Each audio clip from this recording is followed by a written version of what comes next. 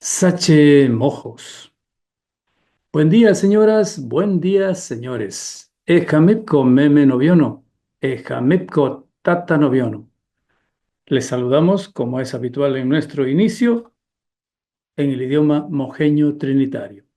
Y lo hacemos con el anuncio de varios temas, así en general, en nuestra agenda para hoy. Así comenzamos Sache Mojos, el espacio cultural en la radio.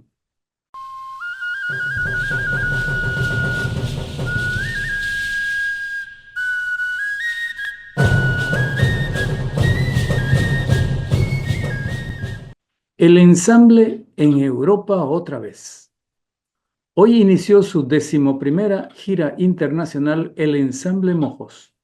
El destino es Europa, otra vez. El ensamble es la orquesta del Instituto de Formación Artística más conocida como la Escuela de Música de San Ignacio de Mojos. El grupo musical, con amplio recorrido ya, es emblema del Beni y actuará en ciudades de España, Alemania y Francia durante este mes de mayo.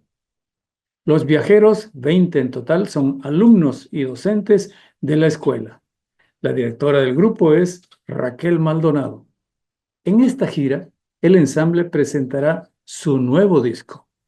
Bautizado 20 años en la carretera, el disco del ensamble recoge nuevamente expresiones de la música barroca y la tradicional de las comunidades indígenas del sur del departamento del Beni. La gira de este año, en coincidencia con el bicentenario de Bolivia, incluye 20 presentaciones, 20 espectáculos durante el mes. Felicidades a la Escuela de Música de San Ignacio, que sea con buen viento porque llevan la bandera del Beni y la bandera de Bolivia. Sigamos en Sachemojos.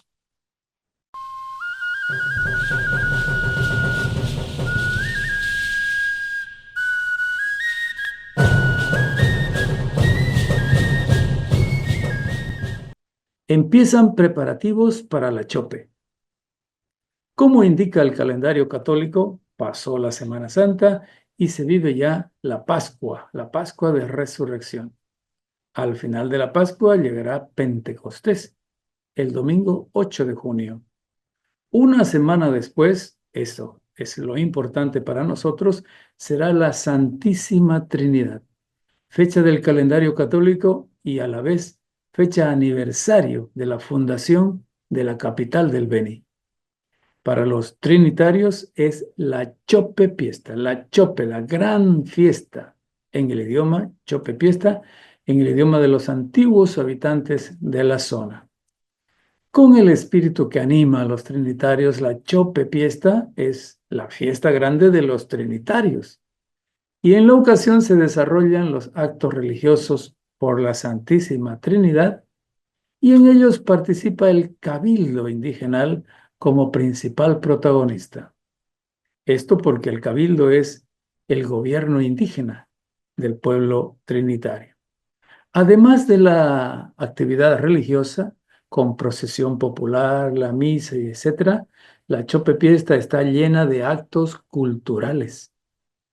Por ejemplo, 2 días antes del Domingo de la Trinidad se efectúa la tradicional entrada folclórica estudiantil.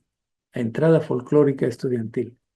La ciudad se inunda de grupos de jóvenes que bailan las danzas típicas regionales. Ahí ustedes van a ver los macheteros, las abadesas, toritos, los Herodes, el grupo del barco, los graciosos, el sarao, que a mí en lo personal me gusta mucho. Esos y otros son grupos que bailan al son de los instrumentos de la cultura mojeña antigua. Las danzas típicas que se presentan en la entrada folclórica comienzan a ser ensayadas, preparadas, la coreografía, la música, el grupo musical con anticipación. Ya este abril empezaron y en mayo estarán inundando al menos las noches y los fines de semana en Trinidad. Los tipoyes de las mujeres, las camijetas de los varones transforman los actos públicos y privados. Ya desde ahora es una obligación, es una tradición vestirse como los indígenas. Esa será la Chope Fiesta, otra vez este año 2025. Y para llegar a eso, en la gobernación, en la alcaldía, la Casa de la Cultura, en la universidad, en las entidades privadas también, ya empezaron los preparativos de los actos principales. Ya viene la Chope Fiesta en junio. Prepárense, los que viven en Trinidad, los que viven cerca y los que viven lejos, preparen ya el boleto, el pasaje para llegar a la Chope. Y ya conoceremos en los próximos programas el rol de actividades para la Chope Fiesta Trinitaria. ¿Están avisados?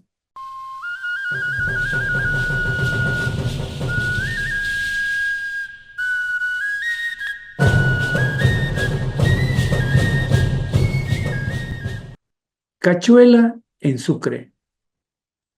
La celebración del Bicentenario de Bolivia este 2025 atrae la atención de temas de todo el país.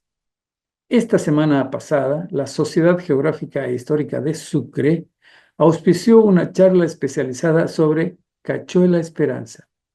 Cachuela Esperanza, la que fue sede de la Casa Suárez. La conferencia estuvo a cargo de Juan Carlos Crespo Abaroma, es el responsable del Palacio de la Cultura y Galería de Notables del Beni en Guayaramerín. Como saben, Cachuela Esperanza fue la sede de la Casa Suárez Hermanos, la principal empresa exportadora de goma hace más de 100 años. En su exposición, Juan Carlos Crespo hizo una comparación entre la cachuela de antes y la cachuela de hoy. A su paso por Trinidad, de regreso de Sucre a Guayará, Juan Carlos conversó con Sachemojos y nos hizo un resumen de su disertación en Sucre. Escuchemos. Juan Carlos, estuviste en Sucre y diste una charla sobre Cachuela Esperanza. ¿Cuál es, en resumen, qué dijiste sobre Cachuela? Bueno, expuse fotografías de Cachuela Esperanza de los edificios que tenían mayor historia. Entonces, en la Universidad de San Francisco Javier, en la carrera de Historia, cuarto curso de Historia, ahí expusimos ante unos 25 jóvenes que estaban cursando casi el final de su carrera. Ahí hablamos sobre Cachuela Esperanza, lo que fue antes y lo que está hoy. Entonces tenemos unas 30 fotografías que demuestran el proceso de belleza del inicio de Cachuela Esperanza y luego la destrucción y abandono y quema de lo que está actualmente. ¿Cuáles eran los edificios importantes? Bueno, estaba el Hospital 1930, que fue inaugurado en 1930, está el Teatro General Pando, que fue en la época del 33 a 35, luego está la Capillita, que fue construida en 1902, que esa está en restauración en el momento, y luego está la gerencia, que era donde toda la administración, y estaba el correo, y al final estaba la estación de telegrafía. Bueno, entonces, el hospital, como la primera foto, elegante, nuevo, y ahora en el 2025, todo puro hueco, porque buscaban las joyas guardadas ahí, hacían hueco en las paredes, está todo sucio, sacaban todo lo que era de fierro, lo han sacado por la empresa que compra fierro, y bueno, es una total destrucción. Entonces, el hospital está todavía en pie, por eso mostramos. Luego está el Teatro General Pando, que sí se cayó en el 2024, la inundación, o 2014. Se cayó toda la parte trasera, toda la parte escénica del teatro y está ahora todo con puntales. Eso también impacta, ver un teatro de fotografía lleno, con gente, y ahora, después de 15 años, caído el teatro. La capilla está toda apuntalada. El 2000, la Juventud Católica, al ver que se caía el templo de Cachoeira de Esperanza, la Juventud Católica de Guayagamé viajó y puso puros puntales y hicieron bingo y todo para medio que no se caiga la capilla. Entonces eso ya en este momento hay un empresario veniano que va a encarar la restauración y conservación de la capilla. Ya se han hecho los estudios con bioquímicos, con historia y todo este asunto. Bueno, la capilla. Y lo último que era la gerencia. Bueno, la gerencia tenemos la foto gracias al padre Freddy Gutiérrez, que estaba de paso por Cachuela en el 2016, cuando empezó el fuego, y él sacó muchas, pero muchas fotos. Y entonces se ve el proceso que el incendio comienza en la parte trasera y se va, y lo último que se come es la gerencia donde se sentaba don Nicolás Suárez. Eso quedó, y la foto, todo el proceso de incendio y luego todo el abandono después. No quedó nada más que las calaminas se las llevó la gente, y ahora en este momento, 2025, ese sector está lleno de pasto. Eso fue lo que yo mostré en las dos conferencias que di. En la conferencia de la Facultad de Historia de la San Francisco Javier y en la Sociedad de Estudios Geográficos de Sucre. Bueno, ahí di una copia a todos los historiadores de las imágenes de la fotografía, porque no se pudo presentarla en Datashow, pero sin embargo dimos el texto y la historia. ¿Qué podemos decir de lo que fue la residencia de los Suárez? Bueno, a ver, Nicolás Suárez construye su primer casa, y cuando comenzó en 1915 adelante, cuando ya llegaron los médicos, empezaron a exigirle, el doctor Pablo Schweitzer le exigió una vivienda digna. Entonces él, en su primera vivienda de Nicolás Suárez, que tiene 2 andares, él de ahí complementó para la vivienda del doctor después del matrimonio con su hijo. Y ese palacete es el que está ahora, se llama Villaluta, todavía está, fue restaurada en 1996, también fue restaurada en el 2000, entonces es la que se mantiene en pie, pero todo está derruido ya para caerse, pero sigue en pie. Villa Judí, que después de que murió en 1940 don Nicolás Suárez, la señora Judí Arias de Suárez, ella construyó su propio palacete y fue a unos 2 kilómetros atrás de Cachuela, del casco viejo de Cachuela Esperanza, pasando un arroyo, fue construido. Ahí ella construyó después de la muerte de Nicolás Suárez, es lo que está en los testimonios. Ese edificio desapareció en el 1980, lo tumbaron cuando estuvo la fiebre del oro en Cachuela Esperanza, y la gente creía que el oro había sido encontrado en las paredes, y como ese edificio Villa Judí estaba distante y todo monte, nadie lo cuidó, entonces la gente que sabía de bateo de oro empezó a horadar las paredes, sacar las puertas, tumbar y sacar bolsas. ¿Bolsa de qué? De casiterita. Resulta que cuando la Comibol en 1973, cuando entró Banzer al gobierno, llegó la Comibol a Cachuela Esperanza, y en la parte donde era el almacén de secado de almendra instalaron la lavadora de oro, la procesadora, con máquina eléctrica. Y eso trabajaron hasta el tiempo que salió Banzer del poder. Se llevaron el oro, pero dejaron las bolsas de casiterita. ¿Y dónde la colocaron? La colocaron en Villa Judí, el edificio más lejos, y lo sellaron y lo bloquearon y quedó bajo custodia de los militares. ¿Esa casiterita de dónde provenía? De la arena de lavado de oro de la playa, que jalaban y lo hacían en la máquina, pues no. Entonces de ahí sacaban todo el oro, y la casiterita, que no les interesaba ese momento, la almacenaron en bolsas selladas.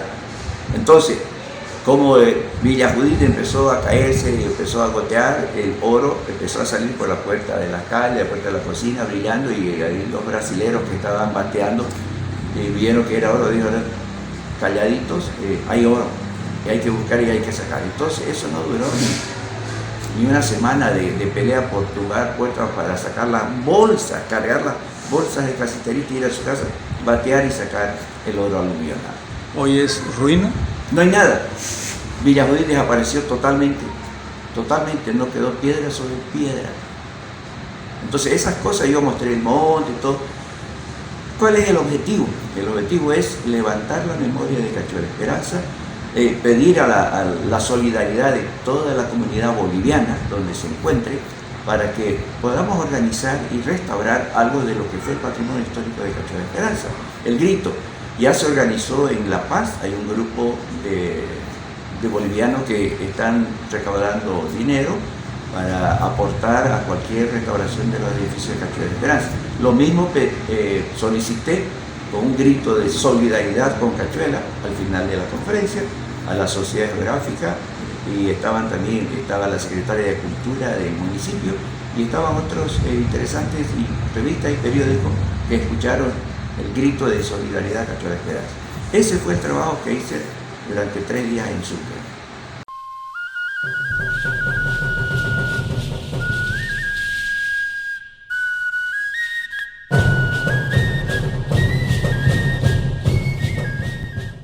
Gracias, Tocayo Crespo, por su aporte a la difusión de estos datos y situaciones, en este caso de la realidad cultural del norte boliviano.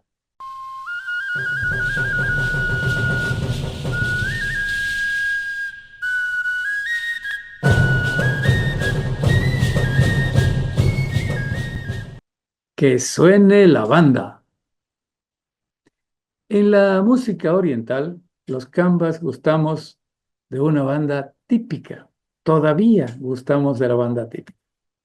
Que suene la banda es el tradicional grito que se escucha cuando comienza una fiesta o cuando está por empezar y no se animan. La banda típica es la que tiene trompeta, bombo, tambor y platillo. Algunos trompetistas especialmente se han hecho famosos o ellos hicieron famosa a una determinada banda. En mérito a este tema de la banda, en este año del Bicentenario en Trinidad habrá un singular concurso de banda. La iniciativa y convocatoria corresponde al Club Social 18 de noviembre, el local más conocido de la capital veniana. Según la convocatoria podrán concursar bandas típicas orientales que tengan obligatoriamente trompeta, trombón o tuba, también una caja y bombo y los platillos nombrados. Opcional será que pueden incorporar maracas.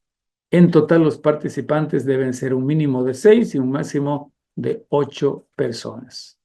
El concurso es también para bandas orquestas orientales que tengan hasta 7 trompetas, tuba, trombón, bombardino, no lo conozco, y clarinete.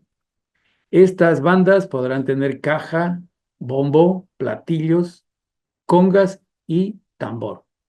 Igualmente pueden incluir tambor triple, platillos y maracas opcionalmente. Máximo, las bandas orquestas pueden tener máximo 16 integrantes y mínimo 12 personas. Las bandas podrán concursar con interpretaciones de canciones de ritmo oriental, es decir, taquirari, carnavalito, chovena y como mínimo 2 ritmos. Una canción de ritmo boliviano y 2 de ritmo internacional. Algo interesante en la convocatoria del Club 18 de noviembre a las bandas orientales es que pueden incorporar menores de hasta 10 años y para arriba no hay límite. Pueden ser hasta de mi edad. El Club Social 18 de noviembre estableció 2 premios para las 2 categorías. 3,000 bolivianos, repito, primer premio, 3,000 bolivianos y segundo, 1,500 bolivianos. No es nada despreciable. El festival está fijado para el viernes 30, cuando se hará una presentación de tipo demostrativo, como ensayo, y el sábado 31 ya será en serio, la presentación en serio el sábado 31 de mayo. ¿Dónde? Obviamente en el Club Social 18 de noviembre, ahí en la plaza principal. La inscripción es gratuita y el ingreso, esto es importante, el ingreso al festival el sábado 31 será también gratuito para todo el público. Algo importante, el festival se efectuará solo si hay al menos 4 bandas inscritas, 4 en cada categoría, o sea, 8 en total mínimo. Entonces, que suene la banda.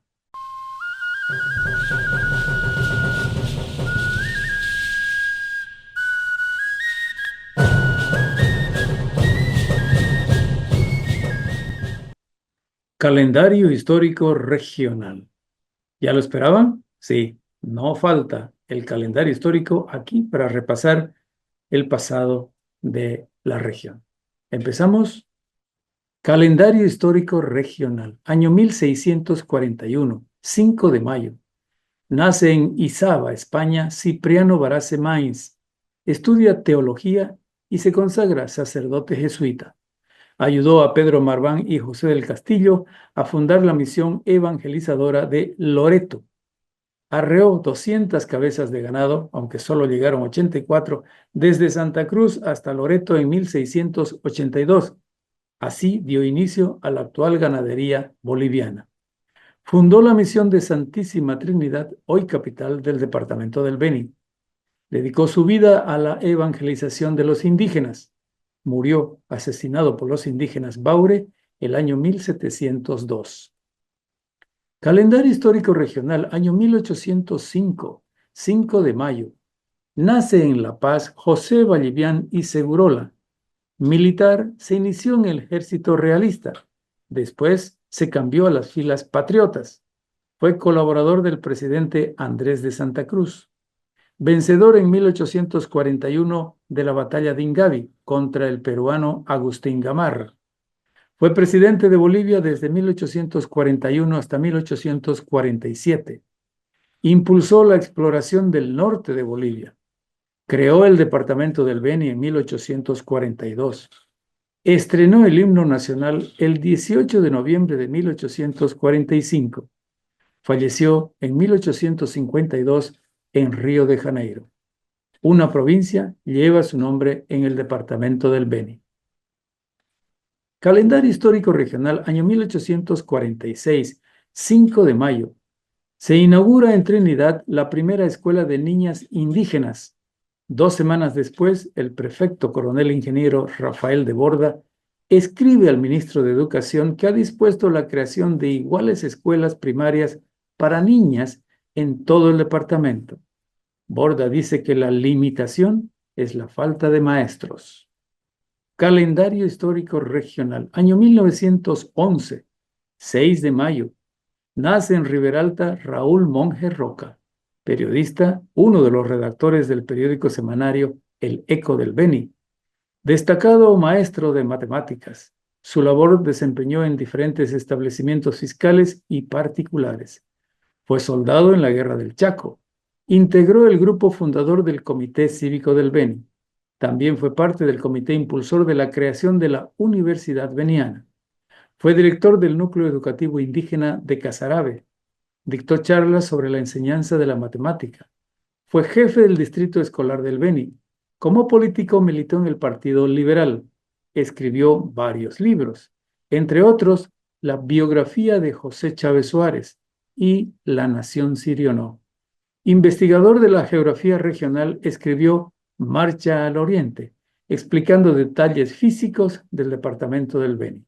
Murió en La Paz en 1985. Calendario histórico regional. Año 1983, 6 de mayo. El gobierno nacional autoriza el desembolso de 14 millones de pesos bolivianos al Servicio Nacional de Caminos para iniciar la construcción del camino Quiquibey-Yucumo. La obra forma parte del Plan Vial La Paz-Beni. El decreto es firmado por el presidente Hernán Siles Suazo. Es ministro de Transportes, don Hernando Pope Martínez. Calendario histórico regional, año 1931, 8 de mayo. Nace en Trinidad José Bustamante Vides, educador y destacado artista plástico. Egresado de la Escuela Nacional de Maestros en Sucre en la especialidad de Historia Cívica y Geografía. Ejerció el magisterio en varios colegios. Fue director del Colegio Nacional 6 de Agosto en 2 oportunidades. Fue supervisor educativo del ciclo medio. Como pintor, presentó exposiciones en Trinidad y en la ciudad de La Paz. Calendario histórico regional. Año 2009, 8 de mayo. El dirigente indígena Marcial Fabricano Noe es castigado con más de 30 azotes por resolución de justicia comunitaria del octavo encuentro ordinario de corregidores y representantes del TIPNIS. El suceso se registró en el centro de gestión del TIPNIS a orillas del río Isiboro. Los delegados al encuentro acusaron a Fabricano de una venta ilegal de madera y creación de organizaciones paralelas en el movimiento indígena. Al regresar a Trinidad, el líder indígena fue hospitalizado de emergencia y presentó denuncia por intento de asesinato. Fabricano ejercía de secretario departamental de Desarrollo Indígena y había asistido al encuentro como delegado del prefecto del Beni. El año anterior, 2008, el dirigente había sido expulsado del TIPNIS por los mismos motivos. Calendario histórico regional, año 1887, 9 de mayo. En Trinidad, 10 indígenas, entre ellos una mujer, mueren víctimas de azotes recibidos de los integrantes de un comité de salud pública organizado por la prefectura. La gobernación entonces los acusó de ser parte de una conspiración del cacique Andrés Guayacho. Los indios se encontraban en el templo en misa por el día de la Ascensión. Entre los muertos están el corregidor Nicanor Cubene, su mujer Nicolás Anosa, el sacristán mayor Manuel Prudencio Semo y el cacique Juan José Noé. Debido a la agresión carayana, muchos indígenas se unen al movimiento mesiánico de Guayacho para ir en busca de la Loma Santa.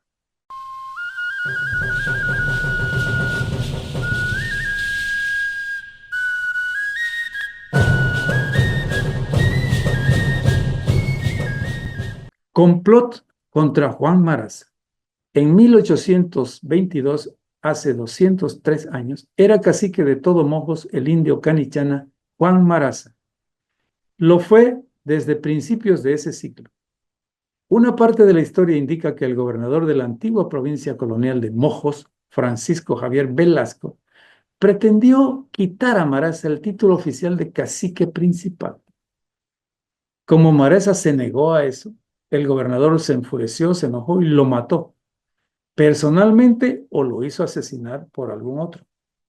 Eso despertó la furia, el enojo del pueblo canichana. Se desató el enfrentamiento con el incendio de la casa del gobernador y la muerte de sus ocupantes. Eso es lo que sabíamos hasta ahora. Pero ahora sabemos otras cosas, otros detalles. En este programa lo vamos a tratar de conocer. El gobierno nacional este año 2025, lo vamos a decir como antecedente también, el gobierno nacional dispuso feriados extraordinarios en cada departamento del país, con motivo del Bicentenario Nacional. Además de los feriados ya declarados, se han instituido feriados extraordinarios solo para este año. Al Beni se le reconoció la fecha del 22 de abril como el día en que se reprodujo una revuelta en el pueblo indígena de San Pedro. Allá en San Pedro viven los indios canichana, ahora sus descendientes. Con ese motivo, este 2025 se tuvo un acto especial de homenaje a la denominada Revuelta Canichana. En ese acto, una institución cultural regional, el Movimiento Cultural Pueblo de Leyenda, expuso un documento expresamente elaborado y referido al alzamiento de San Pedro de 1822. El documento fue elaborado por un grupo de ese movimiento, entre ellos Walter Zavala, Guillermo Nogales y Erland Vargas. Erland Vargas Semo fue el delegado por el movimiento para leer ese informe en el acto del 22 de abril pasado, en el acto de homenaje a la revuelta. Entonces, Sache Mojos ha pedido a Erland que nos explique el contenido de ese documento, no una simple lectura, sino una explicación. Para eso, visitamos al amigo Erland Vargas en su casa para conocer más de la muerte de Juan Maraza, el indígena canichana.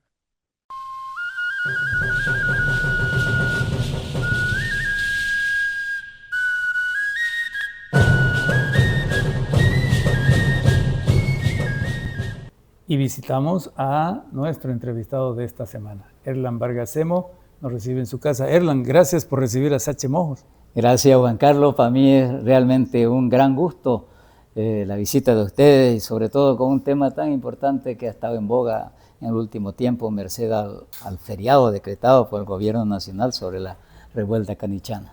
Para explicar un poco más lo sucedido en esa fecha, un 26 de abril de 1822. Dice el decreto un 22 de abril, pero aquí vamos también con las complementaciones. El Movimiento Cultural Pueblo de Leyenda, a la que tú perteneces, ha hecho un trabajo colectivo. ¿Qué ha averiguado de lo sucedido en San Pedro Viejo de Mojos, la antigua provincia de Mojos, en 1822? Bien, realmente, para empezar, a nosotros nos sorprendió la fecha, ¿no?, que escogieron para declarar el feriado. No así la motivación es valedera, ¿por qué no? Ya Pedro Ignacio Muiva lo teníamos ya declarado héroe. Reconocido ya. Entonces, ese ya no entra en discusión. Lo novedoso fue que se haya tomado en cuenta los acontecimientos de 1822 en abril en San Pedro. Eso fue lo novedoso y no nos dejó de alegrar, pues no nos alegró porque es poner en valor, en cierto modo, los acontecimientos que sucedieron acá, pero conocido es que a nivel nacional siempre se considera el eje central nomás, allá pasó todo, acá no pasó nada. Entonces, eso nos motivó porque además la gobernación, a través de la responsable del programa bicentenario, la licenciada Tatiana Paniagua, nos invitó para preparar un documento que sería expuesto en el acto central del 22 de abril en San Pedro. Y así se hizo un trabajo colectivo donde uno de los principales, lógicamente, es nuestro novel historiador Guillermo Nogales Carballo, pero donde también participamos con Walter Zavala y mi persona, luego en comprimir un poco ese documento extenso que preparó Guillermo. Entonces, ahí nos adentramos a conocer un poquito más, o mejor dicho, a plasmar en un documento un poco los antecedentes que llevaron a esa situación de revuelta, como se le daba en llamar prácticamente. El término no se lo utilizaba en el contexto histórico. Entonces, nosotros, lógicamente, yo no soy historiador, pero soy un amante de nuestra historia, Walter Zavala lo mismo, analizamos todo lo que sucedió, inclusive desde la llegada del gobernador Lázaro de Rivera, que prácticamente es el principal gobernador que hubo antes del 1800. Entonces, o sea, unos 20 y tantos años antes. Sí, Estamos hablando del 1876. 1776, la llegada de Lázaro de Rivera. Y de ahí vinieron muchos acontecimientos. No nos olvidemos que, un poquito para ir a los antecedentes, los curas jesuitas fueron reemplazados por otra tanda de religiosos que ya no tenían la mística de los jesuitas, desde luego, pero los españoles civiles, lógicamente, entendían la influencia que tuvieron los jesuitas en su calidad de religiosos en el pueblo indígena de Mojos. Entonces dijeron, si estos trabajaron bien con los curas, vamos a llevarle otros curas, más o menos diciéndolo así un poco sencillo. Y fue así que vinieron estos. Y lógicamente no tenían la moral, no tenían la ética ni la mística de los anteriores y cometieron una serie de arbitrariedades que no condicen con personas religiosas. Y eso originó choque con los gobernadores civiles que vinieron, inclusive Lázaro de Rivera, después Zamora y Triviño, y se fue formando un encono de los curas hacia los gobernadores. Con el apoyo de los indígenas. Con el apoyo de los indígenas. Los indígenas de alguna manera fueron manipulados, yo así utilizo el término, fueron manipulados tanto por los curas como por el gobernador civil, por las autoridades civiles. Y eso originó, por ejemplo, que una primera asonada que escaramuza. hubo. Escaramuza fue precisamente con el gobernador Zamora y Triviño en 1802 ya, por esa disputa que había de poder, si vale el término, o crítica de parte del gobernador hacia los curas. Y los curas respondían pues porque estaban afectados en sus intereses. Ellos negociaban, así dice la historia, negociaban los productos que salían de las manos indígenas, inclusive con el enemigo histórico de aquel tiempo que era Portugal, a través de Brasil y los bandeirantes.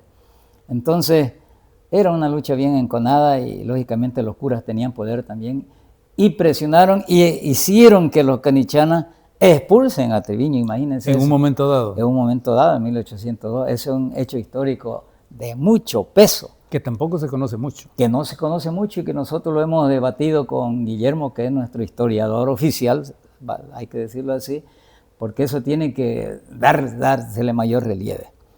Entonces, esos son antecedentes ya del encono entre curas y gobernadores civiles. Vino después el bien timado el gobernador Urquijo, que ese vino ya sabiendo los problemas que había antes. Antes ya hubo otro gobernador, Sotomayor, que ese también vinieron con intenciones de poner orden también con los curas. Igual hubieron choques, Querían imponerse. Entonces, ambos, la parte civil, digamos, quería imponerse a los curas que estaban ya, o sea, de alguna manera denunciados como abusadores, ¿no? de los bienes producidos por los indígenas. Entonces, todo eso. Maraza es una figura central dentro de todo esto. Ahí va apareciendo Maraza. Ahí va apareciendo. Ya en 1802 Maraza ya es el que de alguna manera ejecuta la expulsión del gobernador Zamora y Triviño. Siendo cacique. Luego cuando vino Urquijo, Pedro Pablo Urquijo, ya vino informado del poder que tenía Maraza y lo vio, lo percibió. Y como había ciertos resentimientos contra las autoridades, él fue muy vivo, hizo una visita por todas las poblaciones que ese tiempo formaban parte de las exmisiones y hizo amistad con los jefes, las cabezas, porque el pueblo en general era muy receloso ya de los españoles. Pero él se ganó a los líderes, especialmente a Maraza, que era el que residía lógicamente en la entonces capital de Mojo, donde estaba la gobernación de los españoles. Se lo ganó de tal manera que inclusive tramitó que le den un reconocimiento a través de una medalla y un nombramiento en los hechos creo que fue una declaratoria oficial de cacique. Así. Que venía de la autoridad. Eso es lo que quería Urquijo, que sea la audiencia de Charcas como la principal autoridad acá en nuestra jurisdicción de lo que hoy es Bolivia. Entonces, pero como que no lo consideraron los de la audiencia, nunca le respondieron. Así que Urquijo lo hizo por su cuenta, pero él sabía por qué lo hacía. Y le dio declaratoria, le dio bastón y le dio una medalla. Una medalla. Entonces, eso le hizo criar cuerpo pues, a Maraza, ¿no? De por sí, él mismo dice en la carta que manda a la audiencia de Charcas que era un jefe, un cacique respetado, a la vez obediente con la autoridad. Dice de Maraza el gobernador. El gobernador. Él mismo lo elogia. Él lo elogia, están las cartas, están los manuscritos que lo ha copiado Guillermo y que nos los ha compartido. Entonces, él lo elogia. Y es ahí donde Maraza adquiere una autoridad más allá de San Pedro. Desde luego, porque a los otros pueblos. Claro, porque se la daba el gobernador, que era prácticamente la autoridad. No nos olvidemos que ya la masa de los pueblos indígenas ya estaban sometidos. Por un lado por los curas en lo espiritual y en lo administrativo por los gobernadores de turno. Entonces esa fue la gran jugada de Pedro Pablo Urquijo para con Maraza. Esos son antecedentes que nos muestran cómo fueron manipulados los indígenas y cómo de repente nosotros, los que ahora los miramos de lejos, podemos de repente ser más indulgentes en la conducta de los dirigentes de aquel tiempo. ¿Y cómo fue creciendo la figura de Maraza? ¿Cómo fue creciendo? Cuando vino lo de la llamada Revolución Mojeña de Trinidad en 1810, ya pues Maraza estaba reconocido, tanto así que las cartas lo demuestran, lo que mandaba Gregorio González, lo nombraba con mucho respeto. Tata, usted tata aquí, tata allá, usted que lo respetamos, venerable corregidor. Haga esto, le recomendamos esto. Fue así. Entonces Maraza adquirió notoriedad.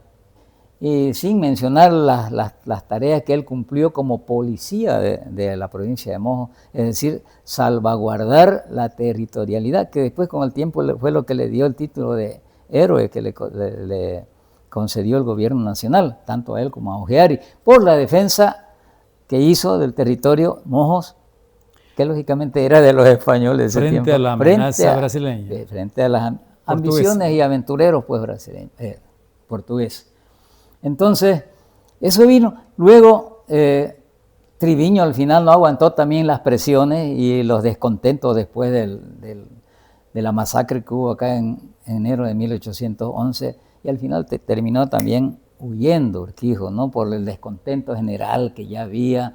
En 1812 peló Urquijo y vinieron una serie de caciques interinos, que digo caciques, gobernadores interinos españoles, hasta llegar a 1816, cuando el designado gobernador Manuel de la Vía, el doctor Manuel de la Vía, así se lo nombra en la historia, en los libros, que llegó con ya estábamos, acuérdense, en el contexto histórico, en plena efervescencia de la insurrección de los criollos a nivel... En el Alto Perú. En el Alto Perú, en la audiencia, dentro de la audiencia de Charcas, ya estaba buscando la independencia, ya habían las luchas, ya habían pasado Pedro Domingo Murillo y los Sudáñez y todo eso. Y había sucedido lo de Argentina. Ya Argentina ya se había independizado la Argentina en 1816.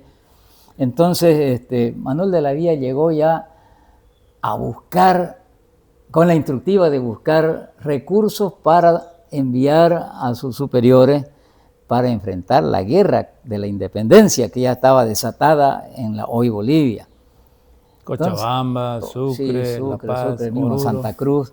Entonces, él llegó e instruyó a sus administradores que había en cada pueblo, Baure, San Joaquín, Magdalena, San Javier, Trinidad, que hagan llegar a través de los dirigentes indígenas, hagan llegar toda la platería que había en estos templos con el pretexto, eso poco se ha dicho tampoco, de salvaguardar esos tesoros de las ambiciones de los bandeirantes que ya estaban entrando a robar, todo eso. De ahí que ese fue el pretexto que usaron, es para cuidarlo. Pero se sabía que la instrucción del brigadier Francisco Javier de Aguilera, que era el gobernador de Santa Cruz, del cual dependía ese tiempo esta región, la provincia de Mojo, entonces era llevarse la plata. Y le hicieron caso, eran sumisos. Empezaron a juntar y trajeron cajonadas acá para entregar. Era la autoridad, lamentablemente nuestra gente pues era bastante sumisa. Cuando llegaron a San Pedro con toda esa carga, se toparon con Juan Maraza, que ya Juan Maraza ya tenía ascendencia. Entonces le dijo al gobernador de la Vía, estos muchachos, dice así el texto. El texto original que se encuentra en el archivo Biblioteca Nacional en Sucre, estos muchachos pues no saben cuidar sus tesoros, dijo. Son como unos niños, dijo. Esta plata no se va mientras yo esté vivo, dijo. Después pueden hacer lo que quieran, esto se queda. Le dijo al gobernador. Le dijo al gobernador en su propia cara. No, pues, eso causó beneplácito en los indígenas, lógicamente, sentirse apoyados cuando ellos venían sometidos. No, pues, contentos, tiuri, gritaban ellos, ¿no? Bien, y contentísimo. El gobernador se asustó, puede ver semejante demostración negativa. Esa negativa y es una negación pues de poder, ¿no? contra la autoridad constituida de los españoles. Entonces, a raíz de ese fracaso lo cambiaron pues, al doctor de la Villa. Y es donde viene ya el protagonista central de los acontecimientos, Francisco Javier Velasco. Velasco, uno de Velasco. También con la misma instrucción de que esa plata se vaya. Y lógicamente llegó y vio quién era Maraza y todas esas cosas. Aquí yo voy a poner orden. Ya llegado a 1822, cuando se produce todos estos acontecimientos de los que estamos hablando, ya preparó, porque esta cosa fue preparada. Yo diría, y nosotros así lo vemos dentro del Pueblo de Leyenda, de que hubo un complot para eliminarlo a Maraza.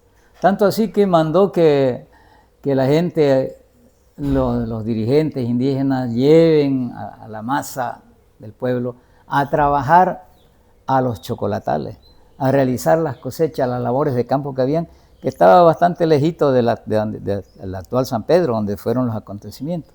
Era por allá, por San Pedro Viejo, a orillas del Mamoré. Se habla como de, como unos 7 kilómetros aproximadamente, casi legua y media, por decirlo así. Se fueron, pues, obedientes se fueron, pero quedó Maraza y quedaron gente mayor, mujeres, y lo hicieron llamar para pedirle cuenta. Ya entre tanto habían llegado otros españoles de alguna manera a reforzar las actividades del gobernador Velasco, entre ellos un hombre que es muy importante, Antonio, se me ha ido el nombre del fraile. Le decían el fraile. El fraile de apodo. Bueno. Entonces le hicieron llamar a Maraza y discutieron sobre el tema de la platería. Y él, lógicamente, volvió a ratificar su posición de que esa plata no salía, porque ya también la olieron que era para el tema de utilización de recursos contra los patriotas. Entonces, ¿y quién sos vos?, le dice el gobernador.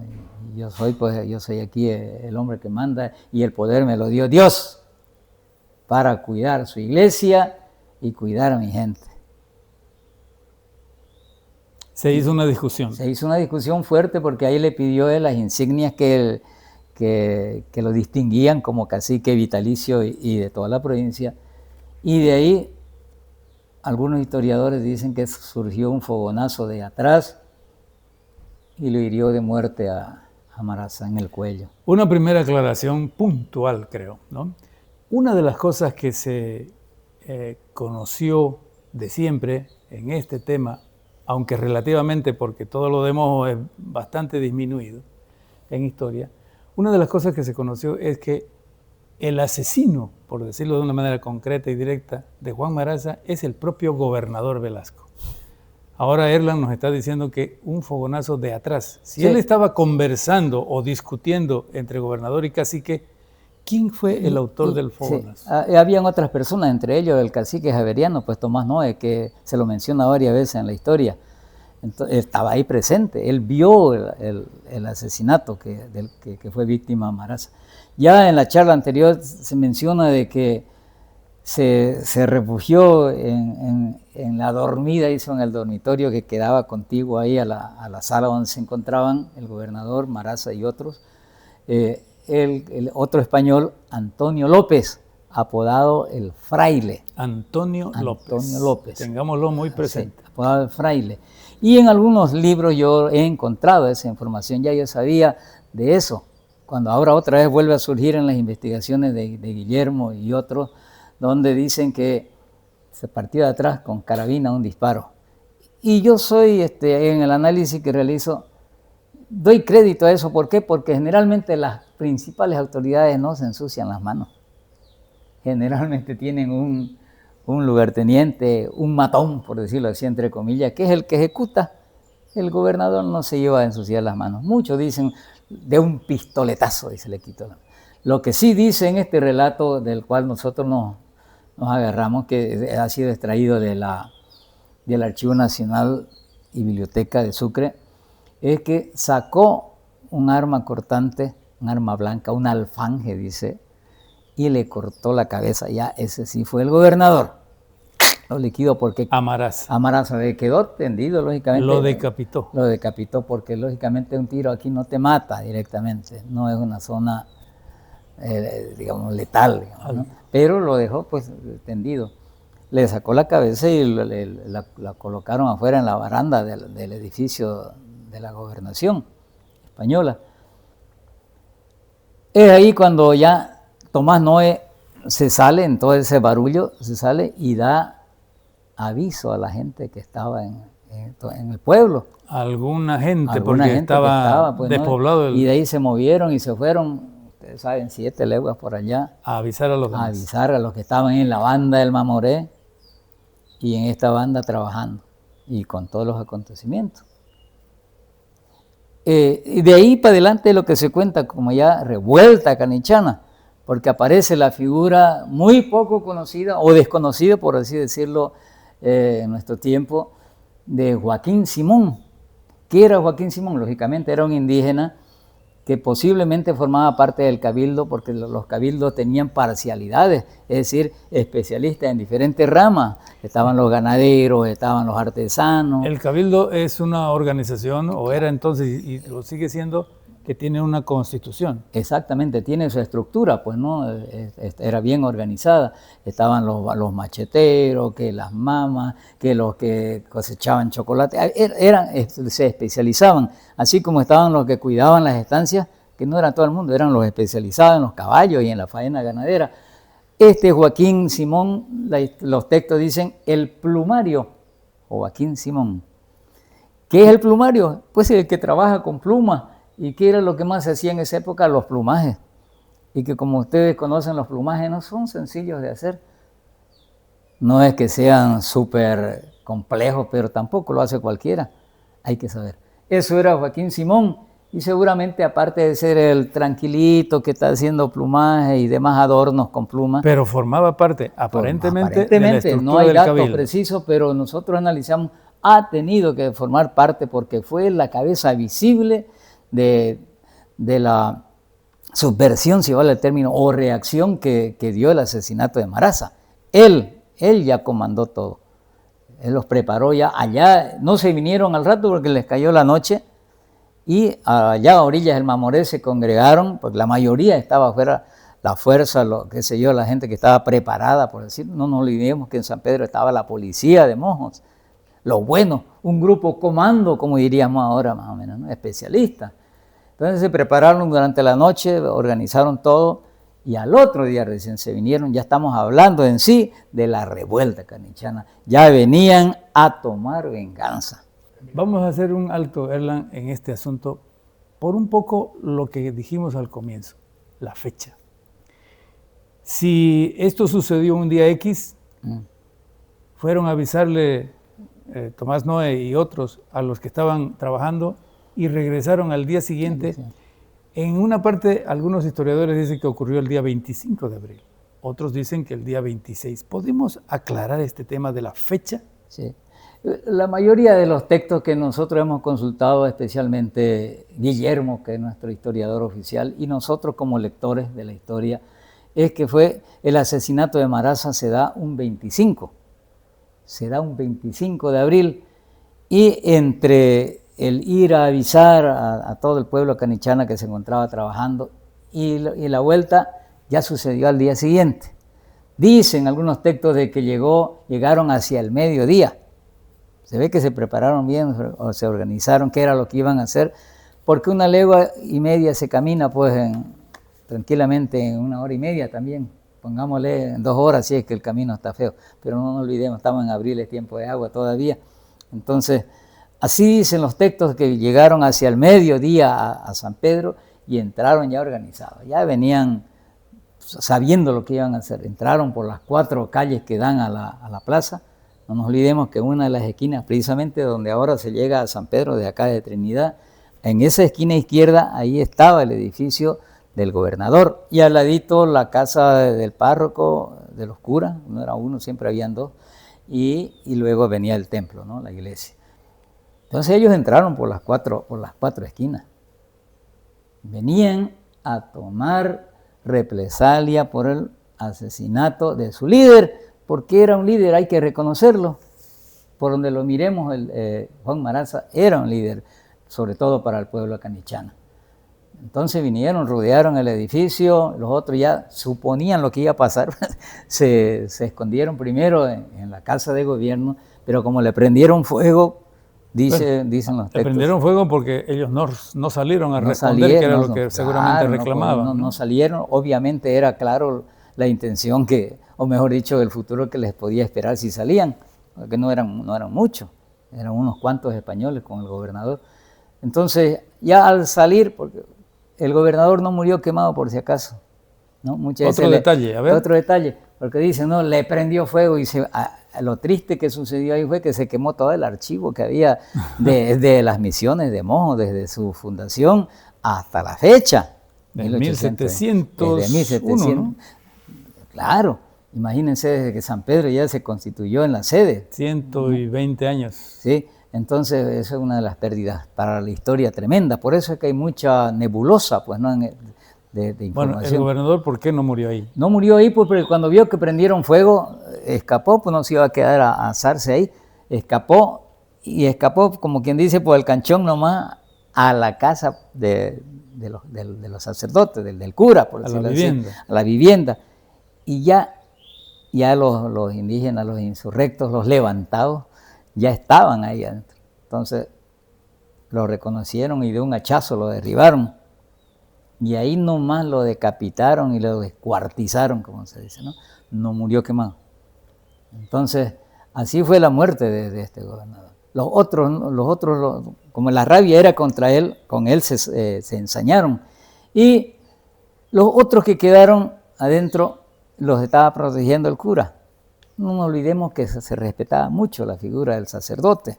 Siempre se respetó la iglesia, el sacerdote.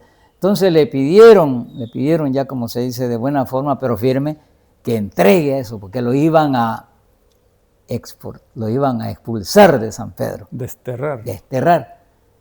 Y accedió el cura y lo llevaron al puerto oficial de San Pedro, donde ellos mismos habían estado trabajando el día anterior. Y el cura los entregó ahí, creído de que lo iban a traer a Trinidad, porque esa era la información que le habían dado a los indígenas. Y ahí estaba también Joaquín Simón y le dijo, no, váyanse ya, nosotros los vamos a mandar a Trinidad. Se vayan de acá. Ni bien se vinieron, pero los otros los sacrificaron a todito. En el puerto. En el puerto. Salvo uno, que anecdóticamente, Juan Carlos, se salvó uno de los españoles, porque resultó ser compadre de Joaquín Simón.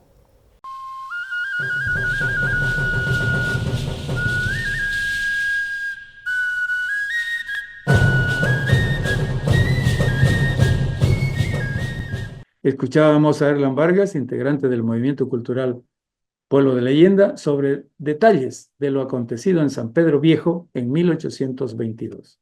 En el documento del movimiento se dice también que la platería que tenían los templos jesuíticos en ese entonces no era poca cosa, especialmente las iglesias de Baures, de Trinidad y del propio San Pedro.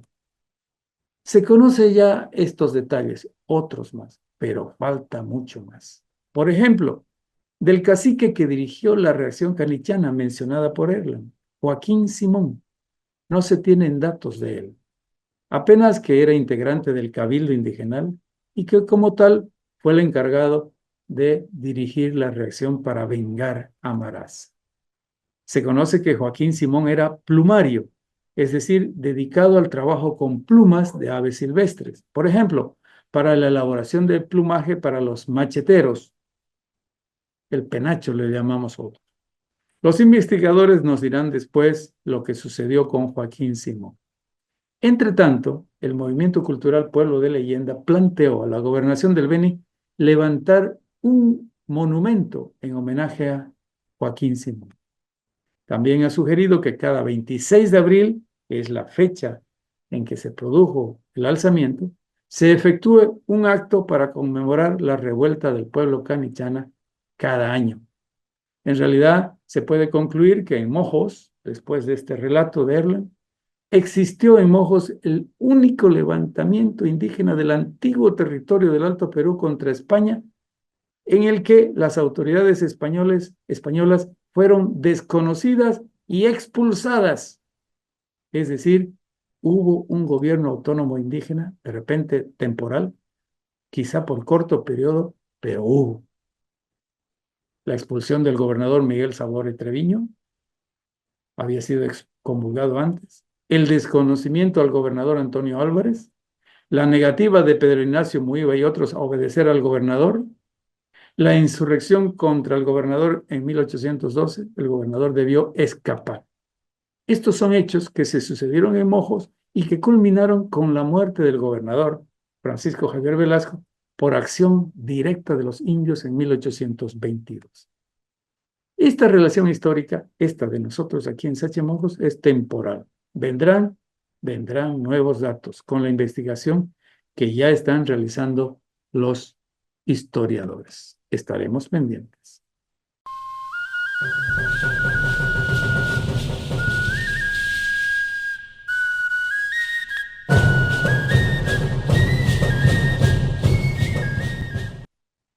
Se acabó el tiempo, tendremos más la siguiente semana. Rusurupaya memenoviono, Rusurupaya tatanoviono, Bimo Karine, Tepona Semana.